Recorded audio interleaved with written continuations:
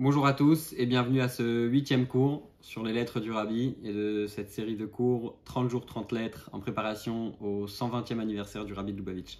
Aujourd'hui on va parler d'éducation à nouveau et on va parler de la spécificité, je dirais, de l'éducation dans le judaïsme. C'est-à-dire que alors que de manière générale l'éducation c'est beaucoup aujourd'hui dirigé vers rendre les enfants autonomes au niveau financier. L'éducation juive et la spécialité de l'éducation juive, le focus, l'élément essentiel de l'éducation juive, c'est de faire en sorte de donner aux enfants des valeurs morales et vraiment de se focaliser sur ces idées-là. Et ici, le rabbi s'adresse à quelqu'un et lui dit qu'il est surpris d'apprendre que sa fille va avoir une approche vis-à-vis de l'argent, vis-à-vis de son futur, de sa situation financière plus tard, et que ces inquiétudes ne sont pas vraiment adaptées, ne sont pas vraiment appropriées pour l'âge de sa fille. Donc on est, comme d'habitude, dans Igrot Kodesh, donc les lettres du Rabbi. Vous pouvez retrouver le texte de cette lettre en français, juste en bas de cette vidéo. J'ai pensé qu'il était plus simple pour beaucoup d'entre vous, puisque vous êtes nombreux à écouter ce cours en podcast, même si au moment où je parle, je suis filmé en vidéo. Mais apparemment, il est plus facile de suivre un texte quand il est écrit en français. On a aussi toutes les idées. Donc, j'ai choisi pour faciliter l'écoute, pour faciliter la compréhension du cours pour certains, pour beaucoup, de lire directement en français. Vous avez en bas de cette vidéo le texte. Si vous êtes sur l'application podcast, vous avez normalement un lien dans la description de cette vidéo qui vous ramène vers inspirationjuive.com où vous avez aussi le texte de cette lettre. Donc sans plus attendre, on est à la lettre 3015. Par la grâce de Dieu, donc Baruch Hashem, 11 Mar Cheshvan 5715 qui est, on le répète, en 1954. Cette lettre est écrite comme d'habitude à Brooklyn. Alors, tous les jours on répète la même chose. La lettre est écrite à Brooklyn, etc. Il faut savoir une chose très intéressante, c'est que le rabbi n'est jamais parti en vacances. C'est-à-dire qu'à partir du moment où le rabbi a pris la tête du mouvement Lubavitch, il n'est jamais parti en vacances. On raconte même qu'un jour il serait sorti avec son épouse sur le balcon et qu'il lui aurait dit après 5 minutes qu'il s'était rendu quitte des vacances. La raison est simple, c'est que le rabbi avait énormément de travail et énormément de lettres à répondre, chaque jour à peu près 1000 lettres, on l'a mentionné plusieurs fois, et que alors même que ses secrétaires avaient organisé tout un voyage afin de faire en sorte que le rabbi puisse se reposer quelques jours, le rabbi leur a dit, vous savez, si je vais me reposer et que les lettres qui me parviennent ne vont pas être traitées, quand je vais revenir, ça va être encore plus fatigant. Donc c'est inutile. Et à part les quelques occasions où, par exemple, quand le rabbi est parti visiter le centre aéré Gan Israël, justement, je pense que c'était autour de ces années-là, 1954-1955, eh bien, on n'a pas de moment où le rabbi partait de Brooklyn, à part pour aller visiter le tombeau de son beau-père. Après cette introduction, pour comprendre un peu ce mot, Brooklyn, on va commencer la lettre. Donc, comme d'habitude, je vous salue et vous bénis. Et je fais réponse à votre lettre du 6 Rejvan. Il est bien clair que je ne portais aucune accusation, ni contre vous, ni contre votre fille. Encore une fois, on n'a pas les éléments, on n'a pas la question qui est posée. Mais le rabbi tient à clarifier quelque chose. Il n'est énervé contre personne, il ne porte pas d'accusation. Et il continue à dire « J'ai uniquement exprimé verbalement ma douleur sur une telle forme d'éducation. » Vous savez, une fois, sur un certain sujet où le rabbi avait parlé avec beaucoup de peine, avec parfois en haussant un petit peu le ton, on avait demandé au rabbi, basé sur une parole de nos sages, qui dit que les paroles des sages sont entendues quand elles sont dites calmement. Et d'ailleurs, c'est une citation que le rabbi reprenait souvent aussi. Mais on a demandé au rabbi, mais si les paroles des sages sont entendues calmement, pourquoi est-ce que le rabbi s'est exprimé avec tellement de force? Et le rabbi a donné une réponse qu'il a su donner à plusieurs reprises, que quand ça fait mal, je vais dire la phrase en yiddish, as c'est toute veille schreit man. Quand ça fait mal, eh bien, on crie. Et c'est peut-être un peu ce que le rabbi veut dire ici, dans le sens où, comme on va le voir dans la suite de cette lettre, le rabbi a été peiné d'apprendre qu'un enfant soit aussi tourmenté, soit aussi dérangé par un sujet qui n'est pas, qui n'est pas de son temps, qui n'est pas de son âge, qui n'est pas qui n'est pas censé être dans son quotidien. Donc pour continuer, j'ai uniquement exprimé verbalement ma douleur sur une telle forme d'éducation. En effet, comment à un âge aussi jeune penser à une carrière, plus encore modifier son mode de vie et les méthodes pédagogiques des chassidim en fonction des valeurs imposées par le monde. Alors, c'est important de comprendre que, comme on l'a répété plusieurs fois dans le cadre de ces cours, on ne répond pas à une question, on répond à une personne. Toutes les situations sont différentes, et ça on peut le voir à maintes reprises dans les lettres du rabbi, c'est que le rabbi s'adresse à une personne dans une situation en particulier. Et là, il s'agit d'une famille Lubavitch.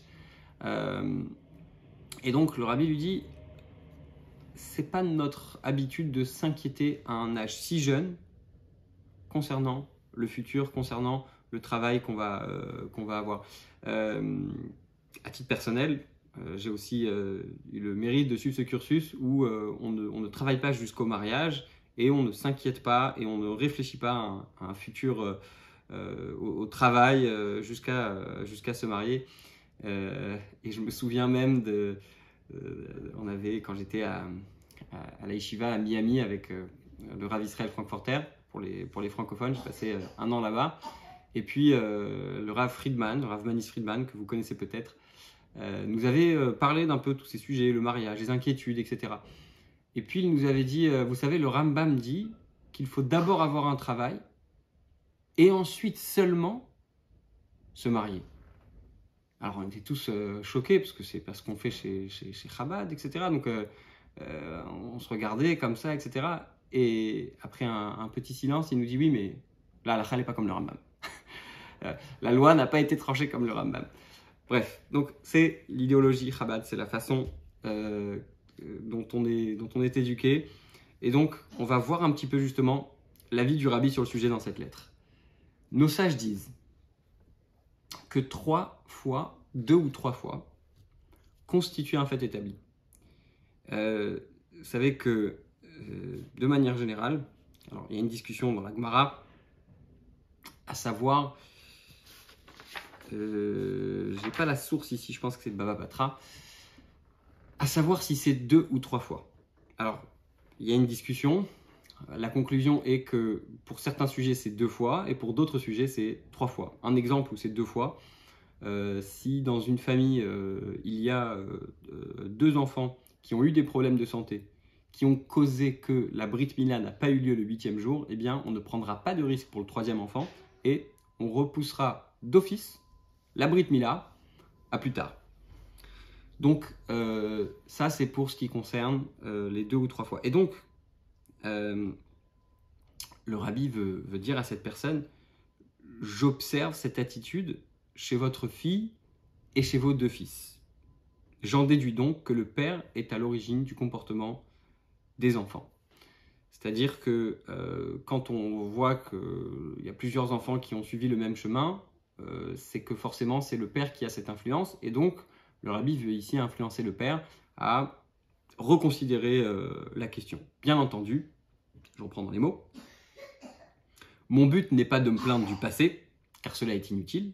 Je souhaite uniquement améliorer la situation pour l'avenir, afin que l'on cesse de considérer que la perfection de l'homme est acquise uniquement par la manière dont il gagnera sa vie. C'est-à-dire que notre éducation notre considération d'une personne ne doit pas être en aucun cas en fonction du nombre de chiffres qu'il a dans son compte en banque, du nombre d'argent qu'il possède ou de la voiture avec laquelle il roule.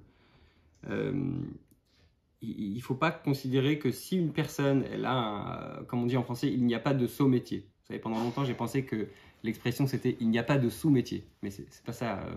Peut-être qu'il y a les deux. En tout cas, il y a deux expressions. L'expression c'est il n'y a pas de saut-métier, c'est-à-dire il n'y a pas de métiers qui sont bêtes. Bon, je ferme la parenthèse pour le français. Je vais laisser les professeurs de français faire le travail mieux que moi. Mais pour revenir à notre lettre, il ne faut pas considérer le travail d'une personne comme une chose tellement essentielle qui va nous permettre de juger la façon dont, enfin, la qualité de la personne quelque part. De fait, ceci va à l'encontre de l'affirmation de nos sages, selon laquelle l'homme ne sait pas d'où il tirera sa subsistance. C'est-à-dire que, pour reprendre la phrase exacte c'est En Adam Yodea. Un homme ne sait pas d'où va venir son travail, d'où vont venir ses revenus. En Adam Yodea Bema Mistaka. Donc, il y a différentes explications sur le sujet. Et l'Admour Azaken compare cette situation au fait que l'on ne sait pas quand viendra le Mashiach. C'est-à-dire que, de la même façon, ça c'est très important, vous connaissez sûrement cette blague, pour expliquer un peu le sujet. Il y avait un village où il y avait un homme qui n'arrivait pas à trouver un travail, et puis finalement la communauté s'est réunie, et on lui a trouvé un métier, c'était de guetter à l'entrée de la ville quand est-ce que Mashiach allait arriver. Et puis un jour, il y a un grand tzaddik qui a visité la ville, et quand il est arrivé, il lui a dit bonjour, il a dit qu'est-ce que vous faites? Il a dit je guette si Mashiach arrive. Et il lui a dit ah bon, et vous aimez votre métier? Il lui a dit écoutez, je sais pas, mais en tout cas c'est un métier à vie. Je pense pas que c'est une bonne blague, parce qu'on n'est pas censé rigoler, il faut vraiment qu'on attende le Mashiach. Mais en ce qui concerne notre sujet, de la même façon qu'on ne sait pas quand Mashiach va arriver, jusqu'à ce que certains en font une blague et disent que c'est un métier à vie, pour ce qui concerne notre cours, il faut bien se dire que la parnassa, la façon dont on va gagner notre vie, ça ne doit pas être une inquiétude à cet âge-là. C'est-à-dire qu'à cet âge-là, on doit se dire, bon, je ne sais pas quand Mashiach arrive, et je ne sais pas ce que je vais faire plus tard, et ce n'est pas ce qui est important.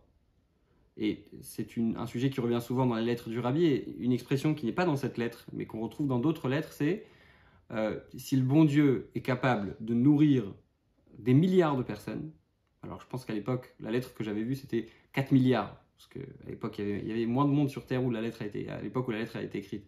Mais si le bon Dieu est capable de nourrir aujourd'hui 6, ou peut-être qu'on est proche des 7 milliards aujourd'hui, eh bien, il sera sûrement capable de nous nourrir à nous aussi. Donc, tant qu'on n'est pas arrivé à l'âge où on doit concrètement aller travailler, nous ne sommes pas censés s'inquiéter et on n'est pas censé, en tant que parents, inquiéter nos enfants sur ce sujet.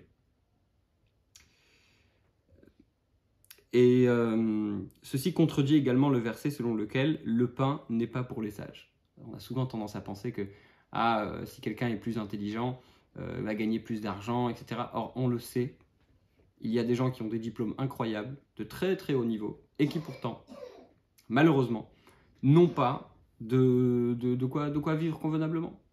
Il y avait alors, comme vous le savez, je l'ai dit dans le premier cours, le Rav Shestaub, aux États-Unis, donne des cours sur ces lettres aussi. Je lui prends beaucoup de ses histoires, je m'inspire beaucoup de lui, je le remercie encore. Il a raconté une histoire très sympathique sur ce passage. Il y a quelqu'un qui était un homme d'affaires qui s'appelait Moshe Reich et qui gagnait beaucoup d'argent. Et quand on lui a demandé quel était son secret, quel est le secret de la réussite, il a dit c'est 95% de chance et 5% de sechel, 5% d'intellect, de stratagème. Et on lui a dit mais si vous deviez recommencer à zéro, comment vous auriez fait? Comment vous auriez fait? Vous ne regrettez rien de ce que vous avez fait jusqu'à présent? Et il dit non, si je devais refaire, j'aurais enlevé les 5% d'intellect. J'aurais mis ça aussi sur le mazal, sur la chance. Donc ça veut dire que c'est pas l'intelligence qui fait l'argent. C'est vraiment la chance. Il m'est arrivé de parler à quelqu'un qui avait beaucoup réussi dans le monde des affaires. Et il m'a dit, tu sais, des fois, je marche dans la rue et je sors de là où je suis et je marche dans la rue pendant 5-10 minutes et je remercie. Je parle à Dieu, je le remercie. Parce que je regarde des gens autour de moi et je vois des gens qui étaient bien plus compétents et qui pourtant n'ont pas réussi. Et je sais que tout ça, je le dois qu'à Dieu. Donc, pour reprendre dans les mots, donc le pain n'est pas pour les sages, c'est-à-dire pour ceux qui se servent de leur sagesse afin de gagner leur vie. Certes, la Torah dit que l'Éternel, ton Dieu, te bénira dans tout ce que tu feras. C'est-à-dire qu'il faut bien agir pour pouvoir créer un ustensile. Il est donc nécessaire de forger un réceptacle, c'est-à-dire un moyen d'apporter la bénédiction de Dieu. Mais il a été expliqué qu'il n'y a là aucune contradiction. Vous consulterez le Sefer HaMitzvot du Tzemar Tzedek à la page 106, le Likutei Torah Kitetsé commentant le verset, elle se rasera la tête et se laissera pousser les ongles. Je ne vais pas rentrer dans des explications sur ce verset, mais simplement, une des idées à apporter là-bas, c'est que, vous savez, imaginez que, je reprends un peu l'exemple, un des exemples à apporter sur le sujet, qu'on prenne un costume qui soit vraiment très grand, plus que notre taille, pour dire moi j'ai acheté la plus grande taille. Eh bien, ça va être très difficile de porter ce costume. On a besoin d'avoir un costume qui est à notre taille. On a besoin d'être à l'aise, on a besoin d'avoir un costume, un t-shirt, prenez n'importe quel habit, ça marche avec n'importe quel habit. S'il est trop grand, ça va être compliqué de le porter. Donc, c'est exactement la même chose avec le réceptacle, le moyen avec lequel on va apporter la bénédiction de Dieu pour gagner notre vie. Si ce moyen, si ce réceptacle est très grand, s'il est trop grand, eh bien, au lieu de nous rapporter plus, il va peut-être nous enlever. De la même façon qu'un habit qui serait trop grand, eh bien, on marche dedans. Il faut que vos fils ressentent, au moins à l'avenir, que la finalité ici-bas dépend de l'essence de Dieu, qui n'a pas de limite et pas de fin. Or, il donne l'assurance que si vous marchez dans mes pas, dans mes décrets, vous savez, le passouk dans la Torah, im bechukotai telechu. Si vous allez dans mes lois, dans mes mitzvot, alors seulement je donnerai vos pluies en leur temps. On rappelle qu'au temps où la Torah est écrite, la pluie, c'est la source essentielle de vie. C'est la source, c'est ce qui fait pousser les légumes, les fruits, etc. Et à l'époque, tout le monde travaillait dans les champs, etc. L'agriculture, c'était vraiment la source essentielle de revenus. Eh bien, quand on parle de pluie dans la Torah, c'est tout de suite synonyme d'argent, de ce qu'on va pouvoir gagner. Ainsi, les heures que vos fils consacrent à l'étude et les qualités que votre fille recherche chez ceux qui lui sont proposés seront plus proches de ce qu'ils doivent être matériellement et spirituellement. Donc,